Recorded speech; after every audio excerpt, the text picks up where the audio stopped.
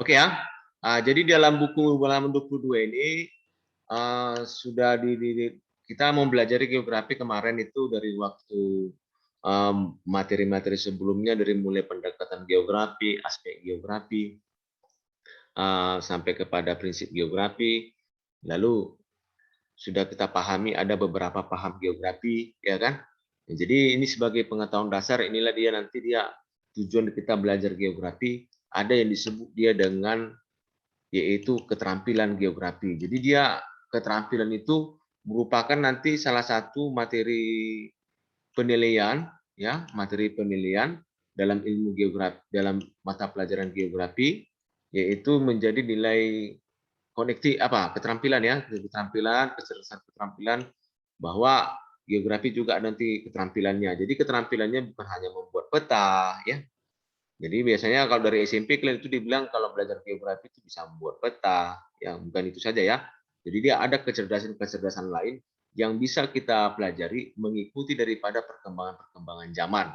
Nah, jadi dalam buku ini dikatakan bahwa terdapat 4 alasan ya, alasan seorang itu perlu mempelajari geografi ya. Apa saja alasan orang itu memerlukan mempelajari geografi ya. Ini dia ada alasannya. Apa nih si Meisa ini bolak-balik keluar masuk. Sorry. Ya ada alasannya itu, ada 4 alasannya. Yang pertama ada dikatakan dia alasan eksistensi ya. Kalau dikatakan eksistensi, eksis ada keberadaan ya. Maksudnya di sini adalah kalau dikatakan dengan eksistensi yaitu kesadaran menjaga bumi satu-satunya tempat hidup manusia dan makhluk hidup lainnya. Memang ya, bumi merupakan salah satu dari seluruh planet yang ada di jagat raya, di alam tata surya kita, tata surya matahari, yang bisa dihidupi manusia. Ya, nanti kita pelajari kenapa bisa demikian, bahwa bumi itu sebagai tempat satu-satunya tempat hidup manusia. Ada bisa memberikan jawaban? Kenapa planet Mars nggak bisa tempat hidup kita? Atau planet Jupiter nggak bisa tempat hidup kita? Ada bisa memberi jawaban, nak? Kenapa bumi ini sebagai tempat hidup manusia? Alasannya apa? Yang pertama, ya, dari kajiannya bahwa suhu udara di bumi normal, ya. Suhu udara di bumi normal, nak. Itu yang pertama. Karena tidak terlalu panas, tidak terlalu dingin. Kalau kalian tinggal di Mars gimana, Pak? Oh, suhunya sana panas. Tinggal di bulan gimana, Pak? Oh, suhunya panas. Ya, itu dia. Jadi kita mempelajari geografi ini sebagai eksistensi. Eksistensi supaya kita bisa hidup, bahwa bumi ini tempat kita hidup. Yang kedua apa lagi dia? Ada yang tahu? Ada yang bisa memberi tanggapan? Yang kedua. Ayo dari berapa orang? Dari 10 orang? Ada yang bisa? Nah, kemudian yang kedua, saya tambahkan lagi yang kedua. Udara atau komposisi udara, beda suhu ya, komposisi udara layak untuk tinggal.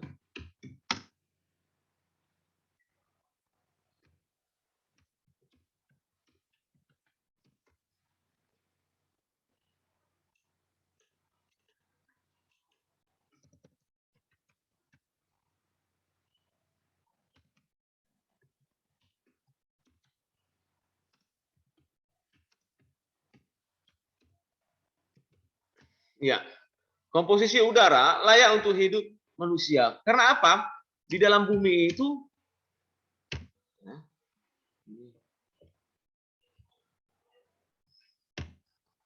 terdapat yang disebut dengan O2 atau disebut dia dengan oksigen. Ya, ya, oksigen. Ya, jadi di planet Mars nggak ada oksigen, di planet Jupiter nggak ada oksigen. Ya, di planet Mars tidak ada oksigen, di planet Jupiter tidak ada oksigen, di bulan pun tidak ada oksigen. Ya, itu ya. Nanti kita pelajari dalam belajar apa, ini saya buat contohnya. Jadi Nah, kemudian di bumi terdapat air, ya. Banyak Di planet Mars tidak ada air, di bulan tidak ada air. Ya, makanya kita tidak bisa dibilang pindah ke planet mana-mana saja yang ada di tata surya matahari, kecuali nanti kalau di galaksi lain itu jaraknya jauh, nak, jutaan kilometer, ya, jutaan tahun cahaya untuk ke galaksi lain. Tapi untuk di planet tata surya matahari dengan 8 planetnya itu hanya planet bumi yang bisa kita tinggali. Itu makanya kita perlu mempelajari geografi supaya kita mempelajari eksistensi geografi itu sebagai bumi itu sebagai tempat tinggal, ya. Oke, lalu yang kedua, alasan kedua yaitu etika. Dikatakan etika bahwa kesadaran bumi tempat planet yang mudah rusak termasuk kehidupan manusia yang tidak abadi. Ya, kenapa dikatakan dikatakan di sini etika, ya, ini etika. Yang kedua, sadar merupakan planet mudah rusak dan termasuk manusia tidak abadi. Kenapa manusia tidak abadi? Dikatakan di sini bahwa seluruh makhluk hidup, ya, seluruh makhluk hidup akan mati. Tidak ada makhluk hidup di bumi ini tidak mati. Semuanya akan mati. Ya, semuanya akan mati. Itu dia, bahwa kita mempelajari geografi itu kita memahami itu dengan etika. Jadi kita harus menjaga bumi, itu maksudnya. Seperti sekarang ini pandemi corona ini. Ya, pandemi corona ini karena apa? Mutasi daripada virus. Kenapa bisa demikian? Ya, virus itu bisa bermutasi dan dia akan mati, lalu dia akan hidup kembali, hidup lagi. Nah, jadi cepat perkembangan karena apa? Lingkungan hidup kita itu sudah semakin kotor. Bakteri dan virus itu hidup berkembang di lingkungan yang kotor. Kita kurang menjaga lingkungan kotor. Kita kurang menjaga lingkungan bersih, ya, sehingga banyak terjadi pandemi-pandemi di bumi ini yang disebabkan nanti oleh virus ataupun bakteri, ya. Nah, itu dia, nak, ya. Jadi keterampilan geografi yang pertama kebutuhan eksistensi dan alasan etika. Nah, kemudian yang ketiga yaitu adalah yang disebut dia dengan alasan intelektual. Apa itu alasan intelektual? Intelektual itu berarti dia adalah pemikiran, ya, yaitu pemahaman tentang keragaman bentuk muka bumi dan keragaman budaya, mengembangkan imajinasi dan keterampilan berpikir. Nah, inilah disebut nanti dia bahwa semua bumi itu keadaannya beraneka ragam. Ya, bumi manusia, ya, mana sini? Seluruh muka bumi beraneka ragam. Yang pertama, seluruh muka bumi beraneka ragam. Ya, tidak ada semua permukaan bumi itu ada pegunungan, ya. Enggak semua pegunungan, ada lembah, ada segala macam, ya. Nah, kemudian yang kedua, budaya juga beraneka ragam. Contohnya Indonesia itu sebagai negara kesatuan dengan konsep Bhinneka Tunggal Ika itu banyak suku Indonesia, ada sampai 500 suku Indonesia. Nah, kemudian yang ketiga apalagi dia, yaitu ras manusia pun beraneka ragam. Ya, contohnya kita orang Asia, kita ini adalah ras Asia, ya, atau ras Melayu. Eropa, ras Arya. Afrika, ras Negroid, Negro. Mereka adalah bangsa-bangsa Negro. Nah, semua manusia itu dia adalah pasti beraneka ragam. Apa tujuan kita belajar geografi? Artinya supaya kita bisa mengenal satu dengan yang lain, bukan menganggap bahwa kita yang lebih sempurna, ya. Tidak boleh. Dalam belajar geografi, kita mempelajari budaya orang Jawa, kita mempelajari budaya orang Batak, kita mempelajari budaya orang Aceh, itu bukan kita meremehkan budaya mereka, bukan. Tapi itu satu-satu ke sana, yaitu yang disebut dengan kemajemukan. Ya, nak? Bisa, ya? Bisa semua, kan? Halo? Bisa, Pak. Iya, nah kemudian yang keempat yaitu alasan praktis. Apa itu pengetahuan tentang potensi masalah yang di permukaan bumi digunakan yang berkaitan dengan perilaku ruang dan pengembangan wilayah. Nah, ini nanti dia bahwa ilmu geografi itu ditujukan ya nak, ditujukan untuk membahas ya, membahas apa? Yang dikatakan dia membahas yaitu fenomena keruangan ya, fenomena keruangan. Contohnya apa itu Pak? Fenomena keruangan misalnya saya buat itu terjadinya banjir, yang kedua urbanisasi ya, urbanisasi lalu pertumbuhan wilayah ya, pertumbuhan wilayah menjadi kota besar ya, seperti Jakarta dulunya 400 tahun 500 tahun dulu Jakarta itu bukan seperti sekarang ini. Nah kemudian bisa lagi dibahas contohnya gempa bumi ya. Yang kelima bisa lagi dibahas yaitu tsunami. Itu termasuk nanti dia pembahasan dalam ilmu geografi suatu kejadian-kejadian di permukaan bumi yang dibahas dengan kajian geografi. Yang terjadi gempa bumi karena apa? Dulu orang-orang dahulu mengatakan gempa bumi itu terjadi karena bergeraknya ular naga katanya dalam tanah. Ya. Bergerak ular naga dalam tanah jadi menyebabkan terjadi pergeseran permukaan bumi. Bumi jadi bergetar katanya gitu.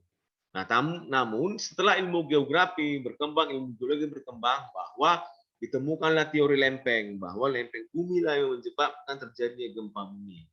Pergerakan lempeng bumi itu menyebabkan terjadi gempa bumi. Ya, jadi itu tidak ada lagi cerita-cerita hayul seperti itu ya. Oke, bisa kan nak? Bisa? Iya.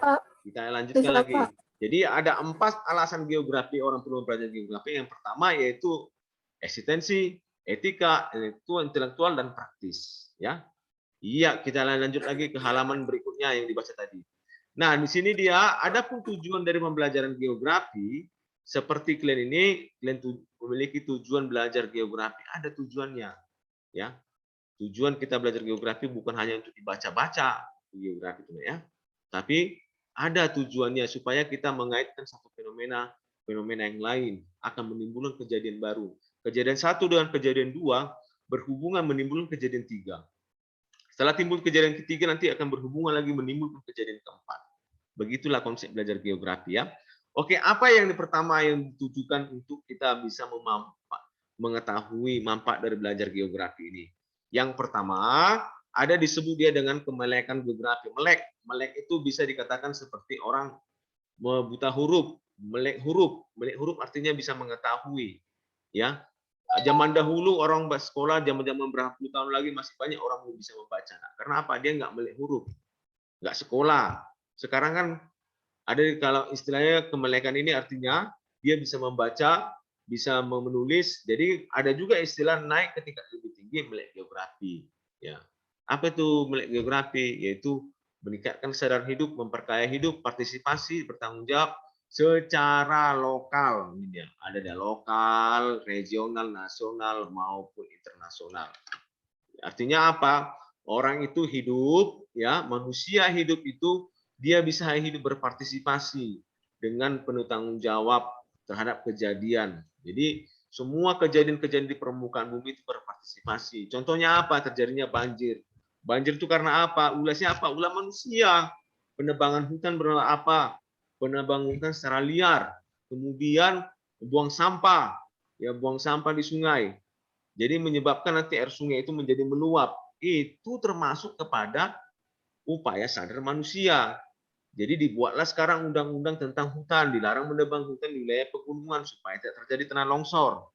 Siapa yang menebang hutan akan ada konsekuensi hukum. Nah, demikian juga kalau perambahan hutan. Demikian juga anak semua dia berkaitan kepada kejadian di lokal ataupun di fenomena di permukaan bumi itu adalah tanggung jawab manusia semuanya. Ya. Nah, itu dia. Nah, kemudian yang kedua apa dia? Yang kedua itu yang disebut dia memahami. memahami keragaman potensi. Nah, ini keragaman potensi kendala keuangan di mana tempatnya tinggal. Ini berkaitan nanti nakku ya kepada yang disebut dia dengan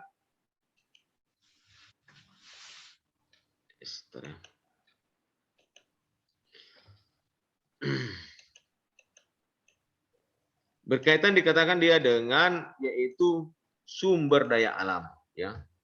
Sumber daya alam ya. Sumber daya alam itu berkaitan kepada nomor 2 ya. Jadi kita kenapa dikatakan kita harus memahami itu keragaman daripada potensi. Tidak semua wilayah di permukaan bumi memiliki minyak bumi. Tidak semua di permukaan bumi ini memiliki tambang batu bara. Tidak semua seperti wilayah Freeport, ya, seperti di Papua. Kenapa itu sampai diributkan terus? Karena memang ya potensi sumber daya alam emas di dalamnya itu banyak sekali. Diperkirakan sampai 100 tahun mendatang masih banyak lagi emas. Nah itu merupakan potensi. Karena apa? Berkaitanlah nanti dia potensi ini kepada yaitu kemakmuran. Semakin kaya suatu wilayah, maka penduduk di situ akan makmur. Ya. Makin wilayah satu wilayah, penduduk di situ akan makmur. Karena mereka banyak uang, ya. Lalu kesehatan terjamin, pemerintah bisa membayar kesehatan masyarakat gratis, sekolah gratis. Ya. Jadi banyak yang dibuat program. Sama seperti negara seperti Qatar. Di Qatar itu orang itu negaranya maju, masyarakat itu nggak kerjanya dibayar, nggak kerja dibayar. Di Brunei Darussalam juga demikian. Orang nggak kerja dibayar. Kenapa? Banyak pendapatan negara dari minyak. Ya, cuma di negara Qatar lah, Emirat Arab, orang ada mobil dengan berapa namanya bodinya emas. Ya, di Indonesia nggak ada orang itu. Mobilnya itu catnya emas. Karena apa? Saking kayanya di sana. Begitulah dia nak. Bahwa semua sumber daya alam itu mempengaruhi pola kehidupan. Semakin makmur, semakin banyak sumber daya alam satu wilayah, maka wilayah itu akan maju. Kalau kita berangkat ke Afrika, ya, negara di Afrika itu banyak di sana yang kelaparan. Karena apa? Sudah gersang, tandus, ya, terjadi lagi perang, mereka mati, ya mereka kelaparan lah. Apa yang mau dipertahankan supaya hidup, ya, makanan nggak ada. Nah kemudian yang ketiga, mengembangkan tanggung jawab sebagai warga negara.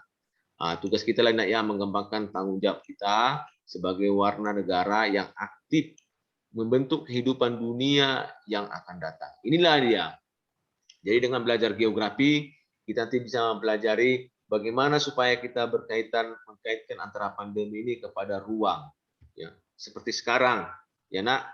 Sekarang kan itu tingkat PPKM itu ada level dia, level 1, level 2, level 3, level 4. Itu termasuk konsep peruangan, nak. Ya, konsep peruangan di mana dibuat nanti wilayah itu berdasarkan zona-zona. Kalau level 1 boleh belajar tatap muka, ya.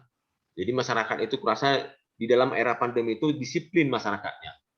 Di level 2, level 3, nah level 2 ini ya agak kena jumlah yang terpapar sedikit ya. Level 3, 4 udah parah.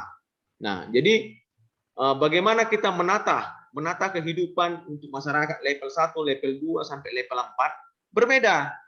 Kalau di level 4 semua wilayah yang memiliki level 4 pandemi Covid tidak dibenarkan lagi melakukan aktivitas secara biasa dan normal.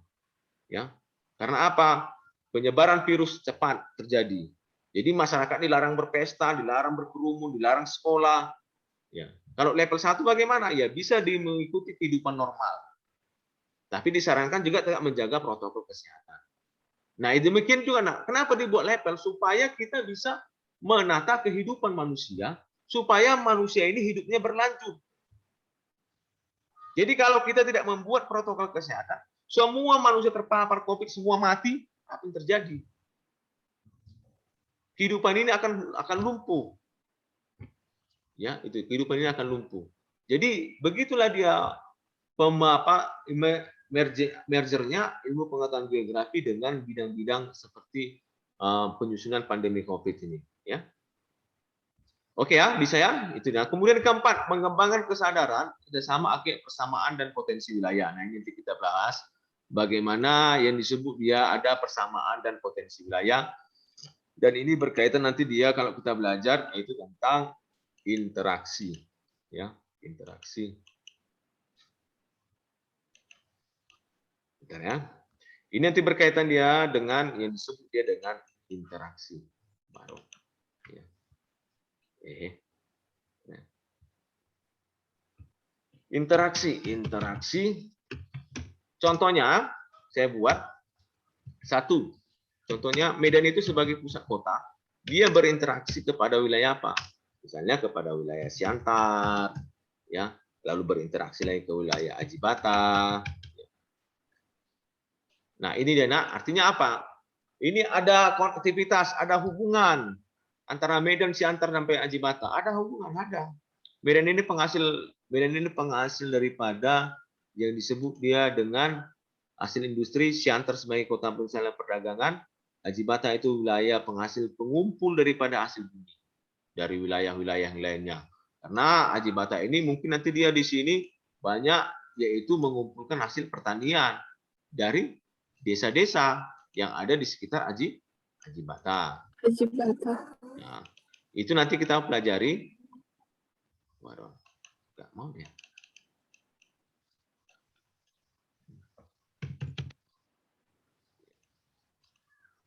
Dari semua desa-desa yang ada di Ajibata, ya, semuanya. Nah, jadi itu nanti kita pelajari dalam disebut dia dengan indeks konektivitas atau hubungan antar wilayah. Jadi semua akan bermuara, itu baru yang dari wilayah Ajibata, belum lagi dari Bali, dari apa, dari Tarutung segala macam, semuanya akan berkumpul di Medan. Ya, semua akan berkumpul di Medan, menyebabkan nanti dia wilayah Medan itu menjadi kota besar. Demikian juga Medan juga akan mengumpulkan hasil daripada hubungan konstitusi ke Jakarta. Sehingga Jakarta itu menjadi kota raksasa di Indonesia. Ya, itu disebut dia nanti di poin yang keempat ini, yaitu persamaan dan kerjasama. Kerjasama wilayah lah itu, ini dikatakan yang Medan antara Ajibata. Ya, kerjasama antar wilayah. Bukan apa memang itu dibuat pemerintah supaya ada pergerakan-pergerakan daripada kegiatan ekonomi. Ya, oke, yang kelima yaitu memahami peristiwa dunia yang memecahkan masalah berhubungan dengan isu lokal. Nah, ini dia tadi saya bilang tadi, sama seperti apa ya? Saya bilang tadi masalah banjir segala sampai dia urbanisasi sampai kepada gempa bumi. Nah, itu dia termasuk kepada isu lokal dan nasional dan dunia. Ya, itu maksudnya dikatakan peristiwa-peristiwa dunia. Ya. Jadi itu dibahas ya. Sehingga apa? Kalau udah ada ilmu geografi tentang gempa bumi, mau masyarakat di sana membuat rumah boleh tinggal itu boleh, tapi mereka itu membuat bangunan tahan gempa. Ya, polanya berbeda, pola berbeda membangun rumah di sini dengan di Arab. Di daerah gurun pasir itu, kalau rumah itu nggak perlu apa, kayak rumah kita ini, mereka sengnya itu harus beton. Kenapa? Di sana sering terjadi yang disebut dia dengan badai pasir. Kalau badai pasir anginnya kencang. Nanti kalau rumah kita pakai seng di situ yang terjadi apa? Seng kita diangkat. Ya. Kalau di Indonesia tempat kita ini karena wilayahnya itu suhunya sangat normal, itu tingkat daripada terjadinya angin topan itu sangat kecil. Ya, cuman terjadi puting beliungnya. Dan itu pun hanya di wilayah tertentu saja. Ya. Oke nakku, dulu ya. Dia semuanya tunggu dulu saya buat apa? Absen ya. Untuk absen silakan diisi ya di kolom chat. Karena waktu kita sudah apa?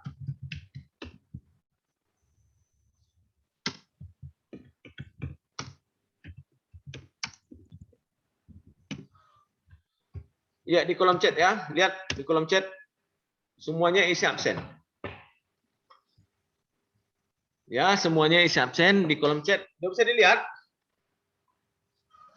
Ya, di kolom chat yang untuk 12 orang. Ya, ini dia. Saya apresiasi semuanya bisa hadir 12 orang. Ya.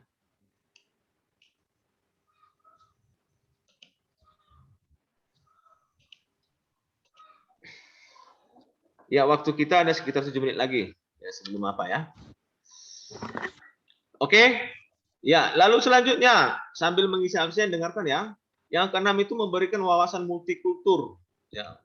Dapat meniadakan kesenjangan kebutaan geografi dunia. Kalau dikatakan dia multikultur, nak, multi itu berarti banyak ya. Bahwa kalau dikatakan dia dengan multikultur, multi itu artinya banyak. Ya. Jadi jawabannya adalah beraneka ragam budaya, bahasa, agama, dan lain-lainnya.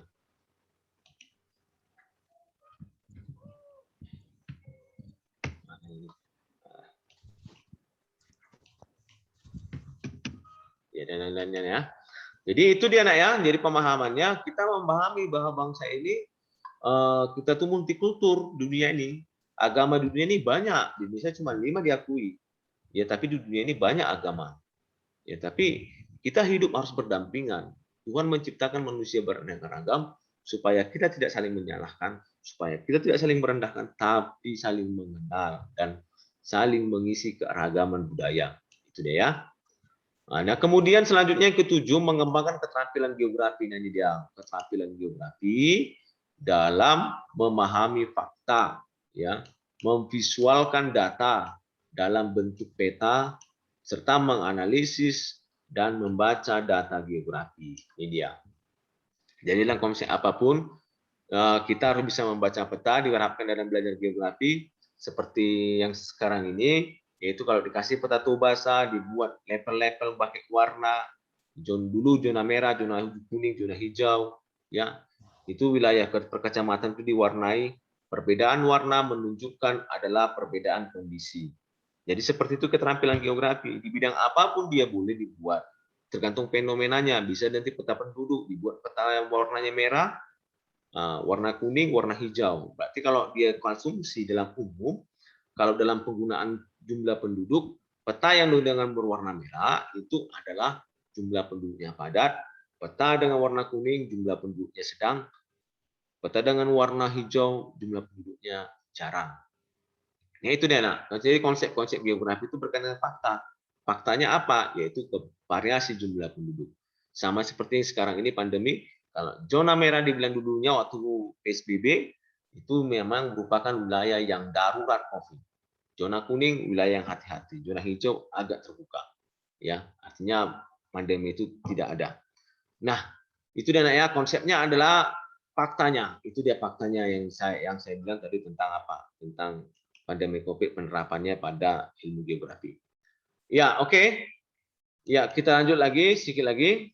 Nah, di sini dia ada kemelekan geografi, sudah saya terangkan di halaman 22.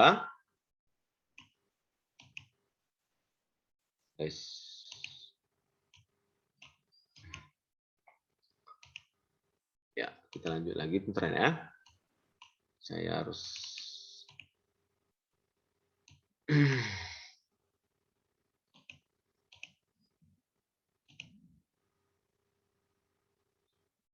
Oke.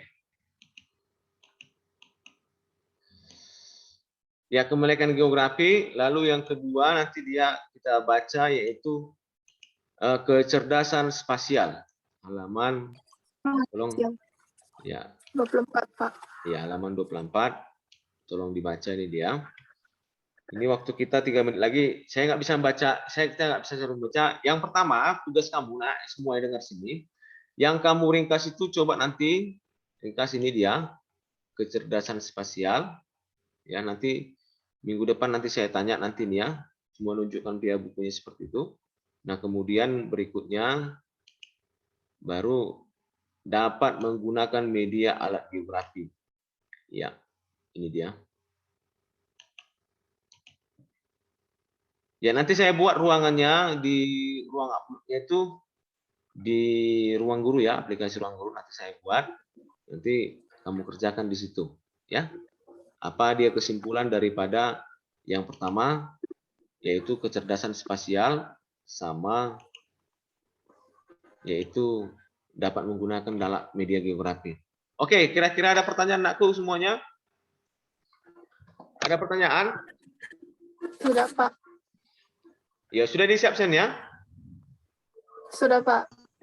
Ya, oke. Sekian dan terima kasih. Saya akhiri pembelajaran kita hari ini. Ya, bagi yang sudah mengisi absen, ya. Nanti tunggu tugasnya saya buat nanti ruang guru, nanti saya japri di grup kita ya. Oke? Pak. Ya, oke. Oke, Pak. Selamat siang. Siang, Pak. Ya, oke.